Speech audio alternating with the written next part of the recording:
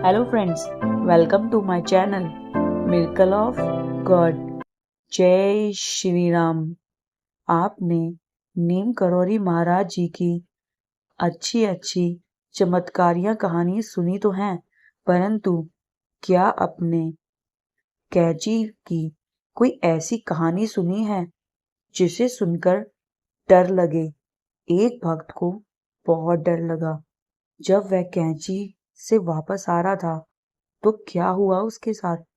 कौन मिला उसको पूरे रास्ते? किसने किया उसका पीछा? और क्यों वह कांपने लगा अंधेरी रात में? क्या कारण था कि उसको रात को ही यह सफर करना पड़ा? जानिए मेरी इस वीडियो में। वीडियो को पूरा देखिएगा। पसंद आए तो लाइक करना। चैनल को अभी तक सब्सक्राइब नहीं किया है तो प्लीज कर लीजिएगा और कमेंट में जय श्री राम लिखना ना भूलिएगा। नीम करौरी महाराज जी के भक्तों ने अपने कई अनुभव बताए हैं, जिसमें बाबा जी के चमत्कार हुए हैं।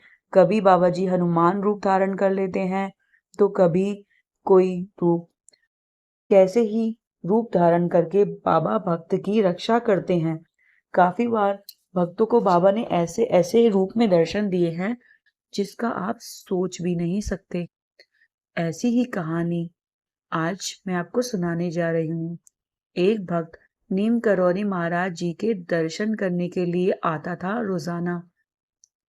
बाबा जी के दर्शन करके वह नैनीताल जाता था अपनी गाड़ी में, क्योंकि वह ड्राइवर था। एक दिन अंधेरी रात में वह कैंची धाम आया। ठंड का समय था। उसकी गाड़ी कैंची धाम के पास खराब हो गई। पहले वह दर्शन करता है और उसको अपने काम के लिए वापस कैंची धाम से नैनीताल जाना ही पड़ता है। तब वह बाबा जी से आशीर्वाद लेकर निकलता है और महाराज जी से कहता है, महाराज जी मैं जा रहा हूँ। महाराज जी मुस्कुरा के कहते हैं, ध्यान रखना, रात का समय है और इधर उधर मत देखना, सीधे चलते जाना। और वह वक्त बाबा का कहना मानकर सीधे सीधे कैंची धाम से नैनीताल की ओर निकल जाता है। तब वह अकेला, सुनसान, ठंड का टाइम। अब वह कुछ देर तो सही चलता है क्योंकि रास्ता ठीक ठाक होता है। जैसे रात ज्यादा बढ़ती है उसको अजीब अजीब आवाजें आने लगती है। वह और घबरा जाता है। फिर वह देखता है कि उसके पीछे एक काला कुत्ता आ रहा है। वह देखकर और घबरा जाता है। पहले उसको पसीना आ रहा था। वह कांप रहा था डर से कि कहीं से कोई आ ना जाए, लुटेरे, शेर या कोई भी जंगली जानवर। परंतु वह क्या देखता है कि कुत्ता उसके पीछे पड़ रहा है।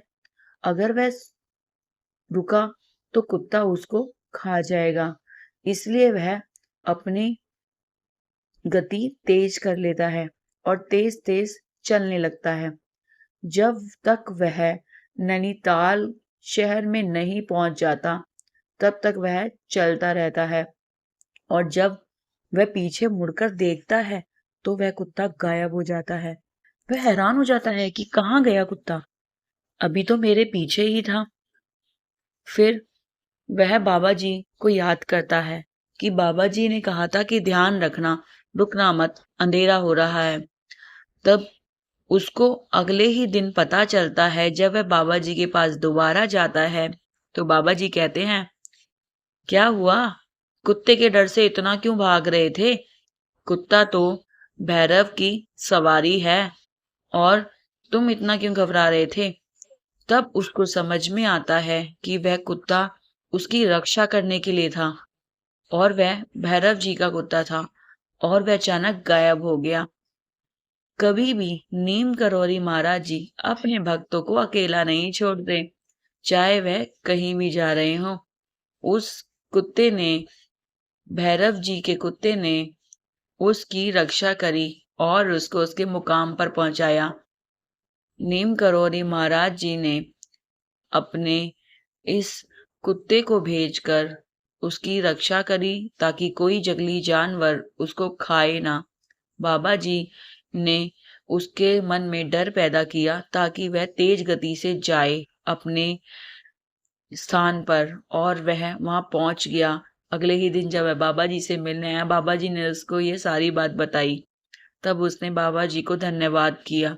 महाराज जी पे अटूट विश्वास के कारण ही वह इतनी रात को अंधेरे में अकेला नैनीताल के लिए निकला था, क्योंकि उसको विश्वास था कि उसके महाराज जी उसे कुछ नहीं होने देंगे। जब कुत्ता आया तो उसको देख के वह घबरा गया था, क्योंकि जंगलों में, पहाड़ों पर जंगली जानवर होते हैं और वह आपको नुकसान पहुंचाते हैं, इसलिए वह घबरा गया था। परंतु जब बाबा जी ने उसको उसके स्थान पर पहुंचाया और वह कुत्ता गायब हो गया, तब उसको यकीन हो गया था कि बाबा जी ने ही यह मेरे लिए कुछ ना कुछ ऐसा भेजा है जिससे मेरी रक्षा हो। बाबा जी अपने भक्त की रक्षा हमेशा करते हैं। बाबा जी का विश्वास उनके भक्त पर तभी बनता है। भक्त बाबा जी पर इतना विश्वास करते हैं कि बाबा जी उनके लिए सब कुछ हैं। इसलिए वह नीम करौरी महाराज जी को अपना भगवान कहते हैं, क्योंकि उनके लिए वह साक्षात हनुमान जी के रूप हैं, स्वयं हनुमान जी हैं। जय श्री राम, जय नीम करौरी महाराज जी।